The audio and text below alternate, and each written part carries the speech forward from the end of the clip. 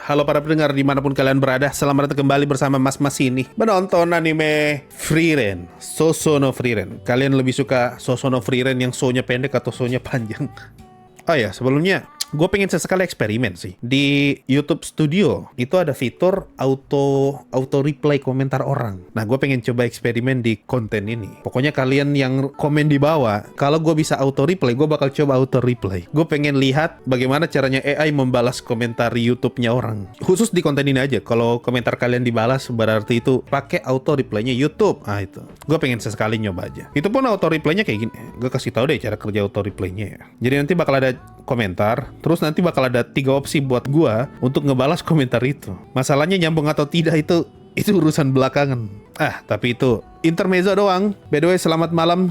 Selamat datang kembali bersama Mas ini di Friday Frieren, Jumat malam bersama Frieren. Kita nonton Frieren episode 3. So, sampai jumpa setelah gua selesai nonton Frieren, dan bye-bye guys.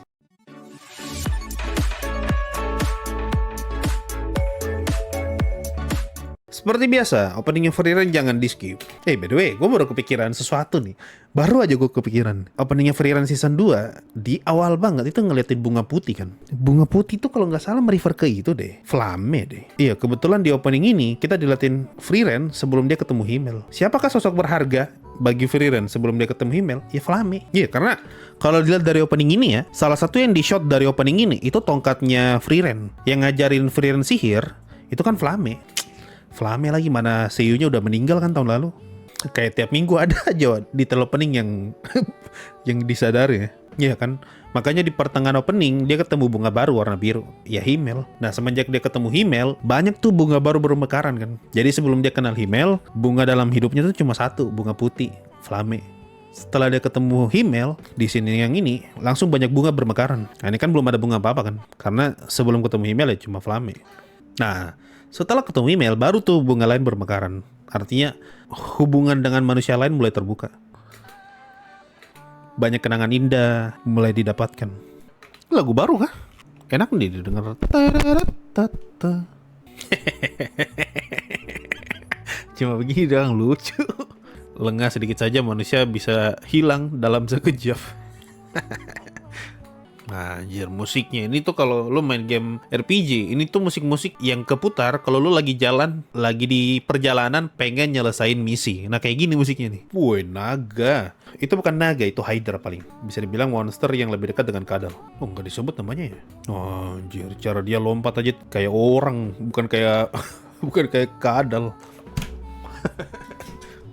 Bayangkan kalian One Punch Man, pasti tadi lompatnya tuh PNG. Gini.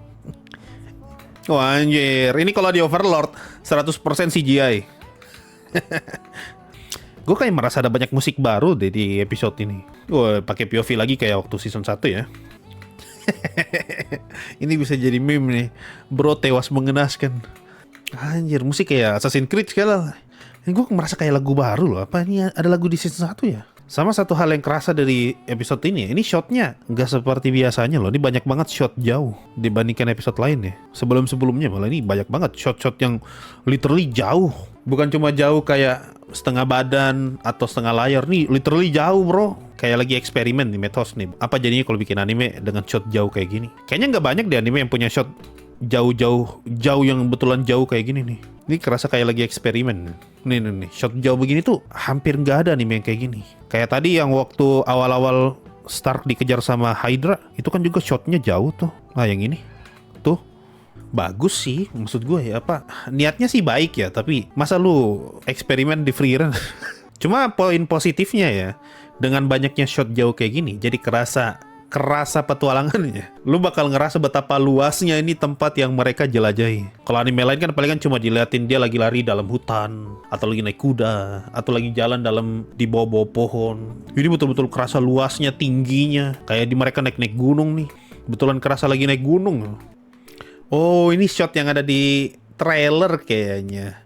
Sekarang gua nangkep alasan kenapa banyak shot kayak gitu. Terjawab di perkataannya Stark di sini nih. Memang pemandangan yang indah. Memang episode ini mau ngeliatin pemandangan. Bagus nih kalimatnya siapa Aizen ya. Memang tidak worth it, tapi terkadang hal-hal konyol kayak gitu yang sangat membekas. Man, tiba-tiba berubah sekali loh. Perasaanku aja tuh malamnya kayak beda banget. Gue merasa malah warna malamnya nih beda loh. Oh, ini juga yang di trailer.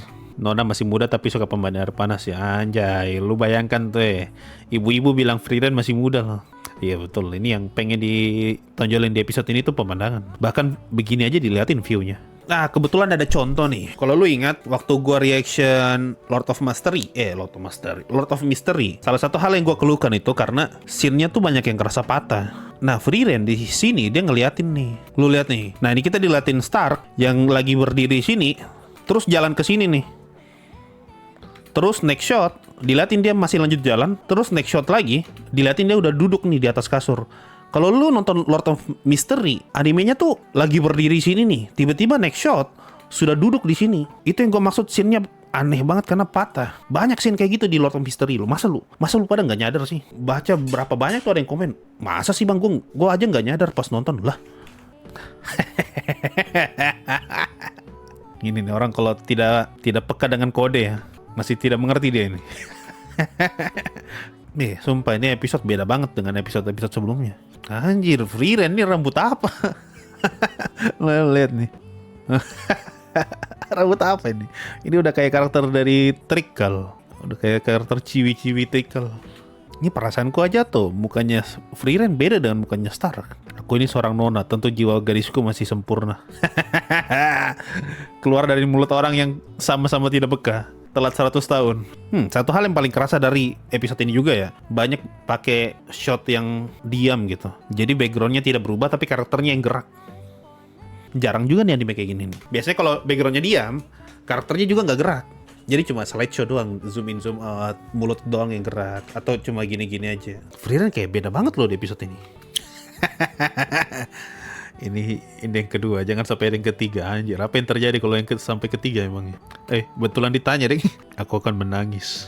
Kayak beda loh Frieren di sini. Kayak kepalanya Frieren jadi lebih besar daripada biasanya, sama dia jadi kayak Anya loh. Wah anjir. Iya nih yang gue bilang nih, pakai shot diam tapi karakternya terus yang gerak. Anjir, Frieren berapa hari dia nangis nih. Ini mah bukan Frieren, nih Boci. 3 hari 3 malam menangis terus. Frieren jadi kayak lebih sering senyum ya nih. Ini Frieren yang paling beda dari episode sebelumnya.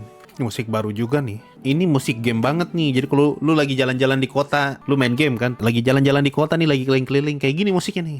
Satu lagi shot dari jauh nih. Nih, woi jauh banget kan. Terus karakternya kecil gini nih. Berapa kali kayak gini.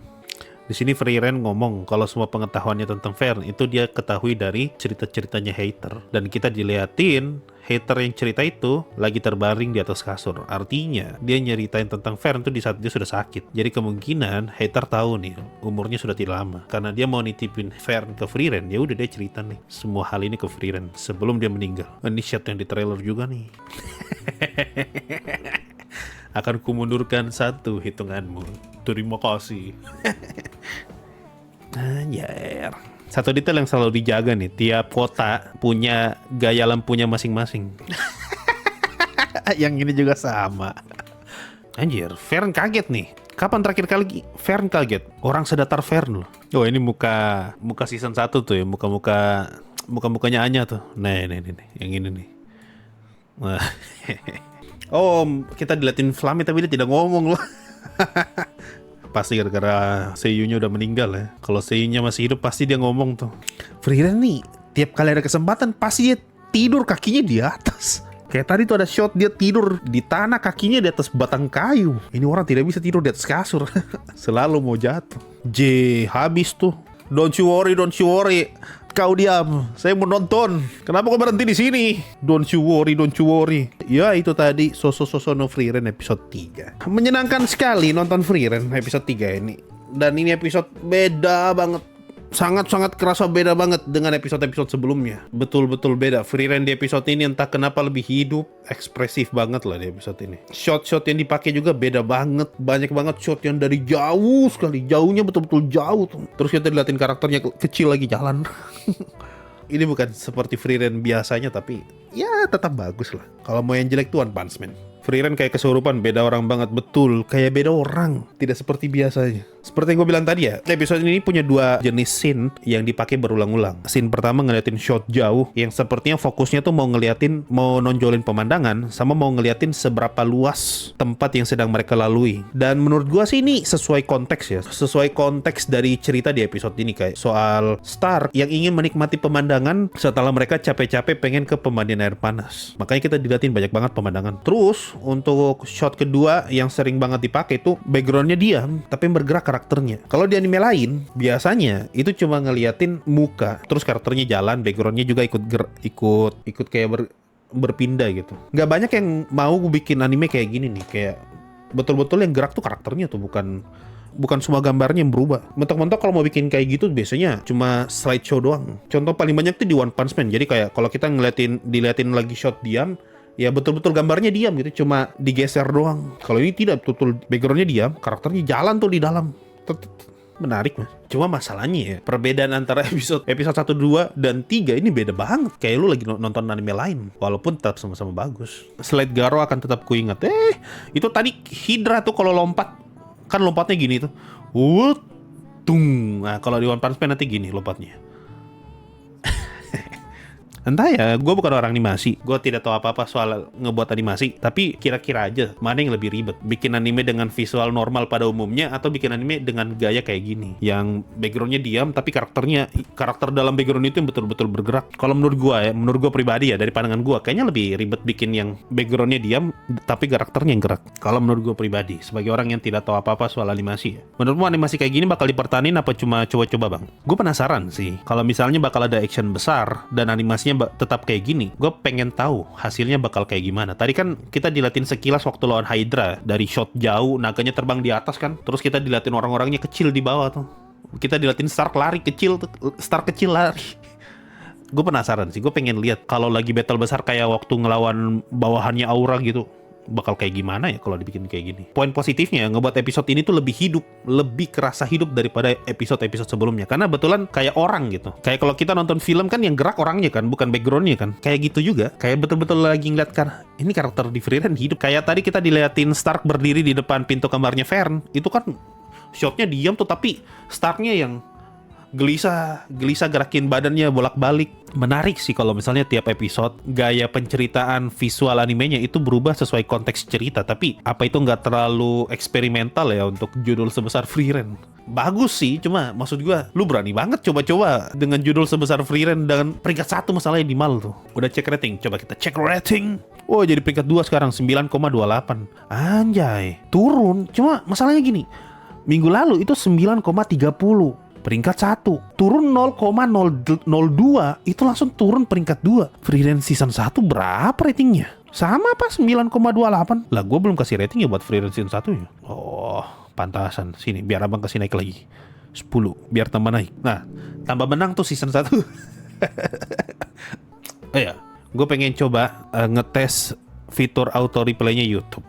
Jadi kalau lihat ini kok abang ini tiba-tiba ngebalas komentar dan tidak nyambung, itu YouTube, itu AI itu. Gue pengen ngetes aja sih. Sama gimana pendapat kalian soal episode 3 ini? Bagus atau tidak? Kalian suka nggak dengan perubahan gaya visual untuk episode 3? Lebih suka kayak gini atau kembali seperti sebelumnya? Sama terakhir, kalian lebih suka Sosono Frieren atau Sosono Frieren? Nah itu. Tulis aja di kolom komentar di bawah. Kita ketemu lagi nanti kalau udah episode 4. Dan bye bye guys. O u a i u i u a a i u a a u a i u u a i u u u u a i u a a i u i.